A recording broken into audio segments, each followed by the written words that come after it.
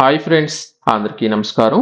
ఆంధ్రప్రదేశ్ ప్రభుత్వం తల్లికి వందన పథకానికి సంబంధించి ఒక తాజా అప్డేట్ అయితే విడుదల చేయడం జరిగింది. ఆంధ్రప్రదేశ్ వ్యాప్తంగా తల్లికి వందన పథకానికి సంబంధించి ప్రతి ఒక్క విద్యార్థి వారి యొక్క తల్లి బ్యాంక్ ఖాతాకు రూ. 15,000 అనేది ఈ నెల 19వ తేదీన విద్యార్థుల యొక్క తల్లి బ్యాంక్ ఖాతాలో జమ అనేది చేయబోతున్నట్లు అప్డేట్ అయితే ఇవ్వడం జరిగింది. ఒక కుటుంబంలో ఎంతమంది విద్యార్థులు ఉన్నా సరే ప్రతి ఒక్క విద్యార్థికి పేమెంట్ అనేది తల్లి యొక్క బ్యాంక్ ఖాతాలో జమ అనేది చేసే విధంగా ప్రస్తుతం ఏర్పాట్లు అనేది జరుగుతున్నట్లు దీనికి సంబంధించిన మొదటి లిస్ట్ అనేది త్వరలో విడుదల అనేది చేయబోతున్నట్లు ప్రస్తుతం పాత లిస్ట్ లోని చాలా మందికి సంబంధించిన లబ్ధిదారులకు వివిధ రకాల కారణాల ద్వారా వారికి ఇనెలిజిబిలిటీ వచ్చేదానికి ఛాన్స్ అనేది ఉన్నట్లు ప్రస్తుత ప్రభుత్వం అయితే గుర్తించడం జరిగింది. ప్రస్తుతం గతంలో కూడా చాలా మందికి ఈ యొక్క సమస్యలను ఉన్న కారణంగా దాన్ని పక్కన పెట్టి అందరికీ పేమెంట్ అనేది వచ్చే విధంగా గతంలో చర్యలు అయితే తీసుకోవడం జరిగింది. అయితే తాజాగా ఈ విడుదల ఖచ్చితంగా అర్హత కలిగిన వారికి పేమెంట్ అనేది వేసే విధంగా ప్రస్తుతం లబ్ధిదారులు అందరికీ సంబంధించిన వివరాలు అనేది మరొకసారి వెరిఫికేషన్ అయితే చేస్తూ ఉన్నారు. ఇందులో విద్యార్థి యొక్క తల్లికి సంబంధించి అన్ని కరెక్ట్ గా ఉండే విధంగా చర్యలు అయితే తీసుకుంటున్నారు. ఇప్పటికే చూసుకున్నట్లయితే టోటల్ గా 7,27,000 మందికి సంబంధించి వివరాలు అనేది సక్రమంగా లేకపోవడంతో ప్రస్తుతం వారందరికీ సంబంధించి ప్రతిరోజు ఈ యొక్క వెరిఫికేషన్ అయితే చేస్తున్నారు. ఇంకా 5,43,000 మందికి సంబంధించిన డేటా అనేది ఇంకా పెండింగ్ లో ఉంది. అలాగే మరికొంతమందికి సంబంధించిన విద్యార్థులకు 2 విడతలుగా పేమెంట్ అనేది వారి యొక్క బ్యాంక్ అకౌంట్ అయితే జమ అనేది అయితే చేయబోతున్నారు. దీంతో పాటుగా విద్యార్థికి సంబంధించిన బ్యాంక్ అకౌంట్ అనేది కొత్తగా ఓపెన్ అనేది అయితే చేయాల్సి ఉంటుంది. దీనిలో భాగంగా ఎవరైనా సరే పాత వారికి సంబంధించి బ్యాంక్ అకౌంట్ అనేది లేకపోయినట్లయితే కొత్తగా బ్యాంక్ అకౌంట్ అనేది ఓపెన్ అనేది చేయడం, అలాగే ఎగ్జిస్టింగ్ బ్యాంక్ అకౌంట్ కి సంబంధించిన ఎన్పిసి అనేది చేయడం, వీటన్నిటికి సంబంధించిన అప్డేట్ గురించి ఇప్పుడు నేను మీకు ఒకదాని తర్వాత ఒకటైతే చెప్తాను. ఎవరైతే వీడియోని అయితే స్కిప్ చేయొద్దు, చివరి వరకు చూడండి. ఆంధ్రప్రదేశ్ ప్రభుత్వం విడుదల చేస్తున్న అన్ని రకాల ప్రభుత్వ పథకాలకు సంబంధించి ఎప్పటికప్పుడు మీకు తాజా అప్డేట్ కావాలి అనుకున్నట్లయితే ఇంకా మీరు viral voice YouTube channel subscribe చేయకపోయినట్లయితే వెంటనే సబ్స్క్రైబ్ చేయండి. అలాగే ఈ యొక్క వీడియోను లైక్ చేయడం మాత్రం మర్చిపోవద్దు. మనకు ఆంధ్రప్రదేశ్ ప్రభుత్వం తాజాగా విడుదల చేసిన కీలక అప్డేట్ ప్రకారం విద్యార్థి యొక్క తల్లి బ్యాంక్ ఖాతాకు పేమెంట్ అనేది వేయాలంటే ఖచ్చితంగా వారికి అర్హత అనేది వచ్చిన తర్వాత వారి యొక్క బ్యాంక్ అకౌంట్లకు ఖచ్చితంగా అన్ని రకాల వివరాలు అనేది లింక్ అనేది చేసుకుని ఉండాలని అయితే తెలియజేశారు. గతంలో కూడా కొన్ని కారణాల చేత చాలా మందికి పేమెంట్ అనేది ఫెయిల్ అనేది అవడంతో 2 విడతలు లబ్ధిదారులకు అందజేస్తామని అంటే మరొకసారి పేమెంట్ అనేది వేయాల్సి వచ్చిందని ఇక మీదట అలా జరగకుండా మొదటి రోజే లబ్ధిదారులు అందరికీ పేమెంట్ అనేది వెళ్లే విధంగా లబ్ధిదారులకు సంబంధించిన బ్యాంక్ అకౌంట్ వివరాలు అనేది తప్పనిసరిగా అధికారులు కూడా వెరిఫికేషన్ చేయాలని అయితే తెలియజేయడం జరిగింది. ఇక్కడ చూసుకున్నట్లయితే లబ్ధిదారులకు సంబంధించి ఎవరికైతే ఎన్పిసి అనేది ఇన్యాక్టివ్ ఉన్న బ్యాంక్ అకౌంట్ అనేది ఉందా లేదా అనే దానికి సంబంధించి ప్రతి ఒక్కరికి సంబంధించి ఈ యొక్క వెరిఫికేషన్ అయితే జరుగుతుంది. ఎవరికైనా సరే కొత్తగా బ్యాంక్ అకౌంట్ అంటే ఇప్పటివరకు బ్యాంక్ అకౌంట్ అనేది లేకపోయినా లేదా వారి యొక్క పాత బ్యాంక్ అకౌంట్ కి సంబంధించి చాలా మందికి లోన్లు అనేది ఉన్నా లేకపోతే వారి యొక్క బ్యాంక్ అకౌంట్ అనేది సరిగ్గా వర్క్ అనేది కాకపోయినా వారి యొక్క బ్యాంక్ అకౌంట్లకు సంబంధించి సమస్యలు కనుక ఉన్నట్లయితే వెంటనే పోస్టల్ శాఖ ద్వారా అంటే మీకు దగ్గరలోని పోస్ట్ ఆఫీస్ కు వెళ్ళి కొత్త బ్యాంక్ అకౌంట్ అనేది ఓపెన్ అనేది చేసుకుని ఆ యొక్క బ్యాంక్ అకౌంట్ కు ఆధార్ నంబర్ లింకింగ్ అనేది చేసుకుని ఎన్పిసి అనేది లింకింగ్ అనేది చేసుకోవాలని అయితే తెలియజేశారు. అంటే ఇప్పటివరకు బ్యాంక్ అకౌంట్ కి సంబంధించి ఏదైనా సరే సమస్యలు అనేది ఉన్నా బ్యాంక్ అకౌంట్ అనేది లేకపోయినట్లయితే కొత్త బ్యాంక్ అకౌంట్ అనేది ఓపెన్ అనేది అయితే చేసుకోవాల్సి ఉంటుంది. ఇక్కడ వారికి సంబంధించి కొత్త బ్యాంక్ అకౌంట్ అనేది ఓపెన్ చేసి ఎన్పిసి అనేది చేసినట్లు ఇక్కడ సెలెక్ట్ అనేది చేసి సబ్మిట్ అయితే చేయాల్సి ఉంటుంది. లేదా వారికి పాత బ్యాంక్ అకౌంట్ అనేది ఉంది, ఆ బ్యాంక్ అకౌంట్ కి పేమెంట్ అనేది కావాలంటే వారి యొక్క పాత బ్యాంక్ అకౌంట్లకు సంబంధించి ఎన్పిసి అనేది జరిగి ఉందా లేదా అనేది అధికారులు గుర్తించి వారికి అవ్వకపోయినట్లయితే ఎన్పిసి అనేది చేపించడం, ఎన్పిసి అనేది సక్రమంగా కనుక అయి ఉన్నట్లయితే వారికి ఈ యొక్క డేటా అనేది సబ్మిట్ చేయాల్సి ఉంటుంది. ఒకవేళ బెనిఫిషియరీ కనుక చనిపోయి ఉన్నట్లయితే అది సెలెక్ట్ అనేది చేసి వారికి సంబంధించిన స్థానంలో వారికి సంబంధించిన తండ్రి కనుక ఉన్నట్లయితే ఆ యొక్క తండ్రి యొక్క వివరాలు లేదా తండ్రి కూడా లేకపోయినట్లయితే వారికి సంబంధించిన సంరక్షకులు ఎవరైతే ఉన్నారో వారి యొక్క వివరాలు అనేది సబ్మిట్ అయితే చేయాల్సి ఉంటుంది. ఈ విధంగా ఎన్పిసికి సంబంధించిన లబ్ధిదారులకు సంబంధించి అంటే బ్యాంక్ అకౌంట్ వివరాలు అనేది ఖచ్చితంగా వెరిఫికేషన్ అయితే చేయాల్సి ఉంటుంది. ఎందుకంటే ఎలిజిబిలిటీ అనేది ఉన్నా కూడా చాలా మందికి పేమెంట్ అనేది గతంలో పడలేదని వారికి సంబంధించిన సాంకేతిక సమస్యల కారణంగా పేమెంట్ విషయంలో కొంతమేర గందరగోళం అనేది అయితే నెలకొనడంతో ఈ యొక్క నిర్ణయాన్ని ముందుగా అయితే తీసుకోవడం జరిగింది. ఇకపోతే మనకు రెండో అప్డేట్ చూసుకున్నట్లయితే డేటా అనేది సక్రమంగా లేని కారణంగా చాలా మందికి సంబంధించి ఈ యొక్క హౌస్ హోల్డింగ్ మ్యాపింగ్ వివరాల కారణంగా కొంతమందికి ఈ యొక్క ఎలిజిబిలిటీ వచ్చేదానికి ఛాన్స్ అనేది ఉందని ప్రస్తుతం వీరందరికీ సంబంధించిన వెరిఫికేషన్ అయితే జరుగుతుంది. ఇందులో ఇప్పటికే నేను మీకు చెప్పాను, విద్యార్థి యొక్క తల్లి ఇద్దరు ఒకే హౌస్ హోల్డింగ్ మ్యాపింగ్ లో ఉండాల్సి ఉంటుంది.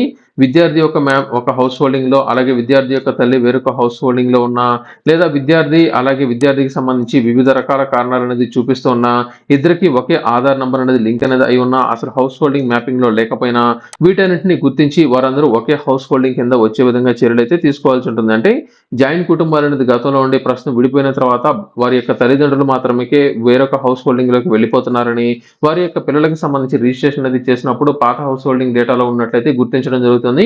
వీరందరికీ సంబంధించి తల్లిదండ్రులు ఏ హౌస్ హోల్డింగ్ మ్యాపింగ్‌లో ఉంటే పిల్లలను కూడా అదే హౌస్ హోల్డింగ్ మ్యాపింగ్‌లోకి అయితే యాడ్ అయితే చేయాల్సి ఉంటుంది.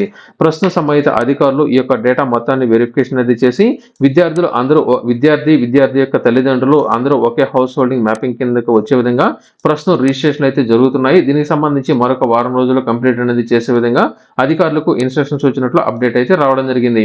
మనకు ఆంధ్రప్రదేశ్ వ్యాప్తంగా చూసుకున్నట్లయితే టోటల్‌గా 7,27,000 మందికి సంబంధించిన విద్యార్థులకు ఈ యొక్క హౌస్ హోల్డింగ్ మ్యాపింగ్‌కి సంబంధించి అలాగే తప్పుగా వివరాలు అనేది నమోదనేది అవ్వడం, ఆధార్ కార్డ్‌లో మిస్ మ్యాచ్ అనేది అవ్వడం, ఇటువంటి కారణాలు అనేది చూపిస్తున్న 7,27,000 మందికి సంబంధించిన డేటా అనేది ప్రస్తుతం వెరిఫికేషన్‌కి అయితే రావడం జరిగింది.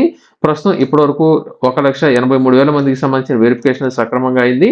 మరొక 5,43,000 మందికి సంబంధించి ఇంకా డేటా అనేది పెండింగ్‌లో ఉంది. మరొక వారంలో పూర్తి స్థాయిలో ఈ యొక్క డేటా మొత్తాన్ని వెరిఫికేషన్ అనేది చేసి ఎలిజిబిలిటీ వచ్చే విధంగా మీకు చర్యలు అనేది అధికారులు అయితే తీసుకుంటూ ఉన్నారు.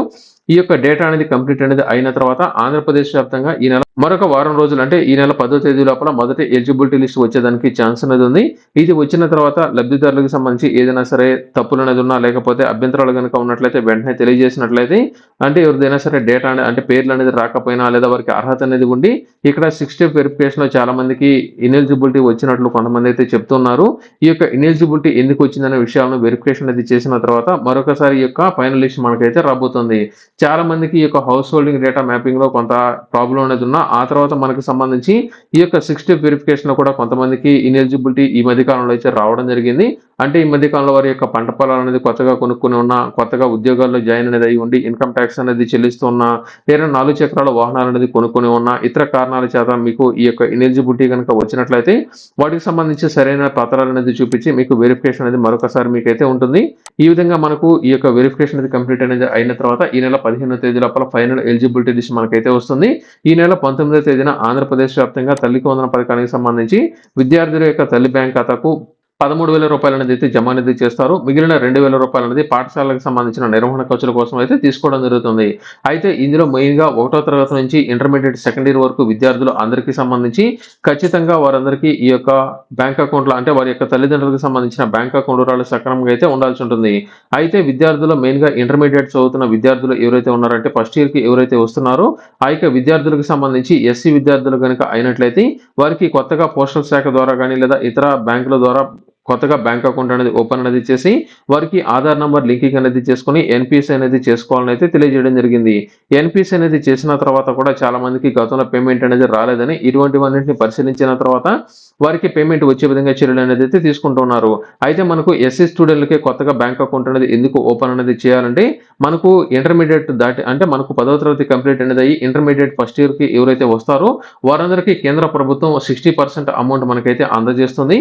ఈ 60% అమౌంట్ అనేది విద్యార్థికి రావాలంటే నేరుగా అది రాష్ట్ర ప్రభుత్వానికి సంబంధించిన ఖజానాకి అయితే ట్రాన్స్‌ఫర్ కాదు.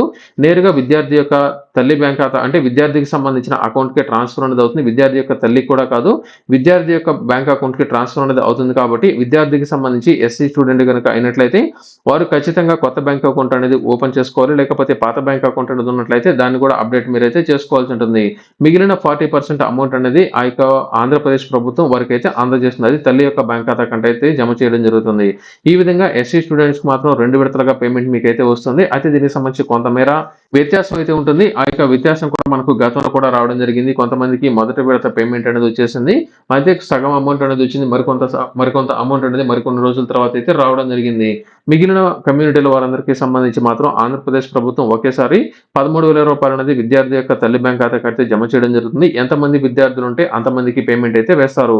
ఒక కుటుంబంలో ముగ్గురు కన్నా దాటినట్లయితే అంటే ముగ్గురు లేదా నలుగురు కన్నా ఎక్కువ పిల్లలు కనుక ఉన్నట్లయితే సంబంధిత అధికారులు ఖచ్చితంగా ఇంటికి వెళ్లి వెరిఫికేషన్ అయితే చేయాల్సి ఉంటుంది. ఆ నలుగురు పిల్లలు వారికి సంబంధించిన వారైనా లేకపోతే అనాథ అంటే ఇంకా చాలా మందికి సంబంధించి గతంలో కూడా మనకైతే ఒక వీడియో నేనైతే అప్లోడ్ చేశాను. ఒక ఆధార్ కార్డుకి సంబంధించిన లబ్ధిదారుడికి 10-15 మంది పిల్లలకు సంబంధించిన పేమెంట్ అనేది అయితే జమ కావడం జరిగింది. ఇలా ఎందుకు జమ అనేది అవుతుందంటే అనాథ శరణాలయం కావచ్చు లేకపోతే ఏదైనా సరే ఆర్ఫనైజ్ కావచ్చు ఇటువంటివి సంబంధించిన వారు కనుక ఉన్నట్లయితే ఆ యొక్క విద్యార్థులు అందరికీ సంబంధించి సంరక్షకుల యొక్క వివరాలు అనేది ఒకరివే అప్డేట్ అనేది చేస్తారు కాబట్టి ఆ యొక్క అనాథ శరణాలయం లేకపోతే ఏదైనా సరే ఆర్ఫనైజ్‌కి సంబంధించిన విద్యార్థులు అందరికీ సంబంధించిన పేమెంట్ అనేది ఆ యొక్క సంరక్షకునికి సంబంధించి ఎంతమంది పిల్లలు ఉంటే అంతమందికి సంబంధించిన పేమెంట్ అనేది ఒకరి యొక్క బ్యాంక్ ఖాతాకే జమ అనేది అవుతుంది. ఇలా ఎవరికైనా సరే ఎక్కువ మొత్తంలో విద్యార్థులు గనుక లింక్ అనేది అయి ఉన్నట్లయితే వారికి సంబంధించి పర్సనల్‌గా అధికారులు వెళ్లి ఆ యొక్క పిల్లలకి సంబంధించిన వివరాలనేది పరిశీలించి వారికి సంబంధించి కరెక్ట్‌గా ఉన్నారా? లేకపోతే ఇది ఫేక్ అనేది అధికారులు వెరిఫికేషన్ అనేది చేసి అన్ని సక్రమంగా గనుక ఉన్నట్లయితే వారికి పేమెంట్ అనేది ఆ యొక్క సంరక్షకుని యొక్క బ్యాంక్ అకౌంట్‌లో అయితే జమ అనేది అయితే చేయడం జరుగుతుంది. మనకు ప్రస్తుత ప్రభుత్వం ఆంధ్రప్రదేశ్ వ్యాప్తంగా ఈ యొక్క వెరిఫికేషన్‌కి సంబంధించి మరొక వారం రోజుల్లో కంప్లీట్ అనేది అయితే చేయబోతున్నారు. ఈ నెల 10 లేదా 12వ తేదీ లోపల మొదటి విడత లిస్ట్ మనకైతే రాబోతుంది.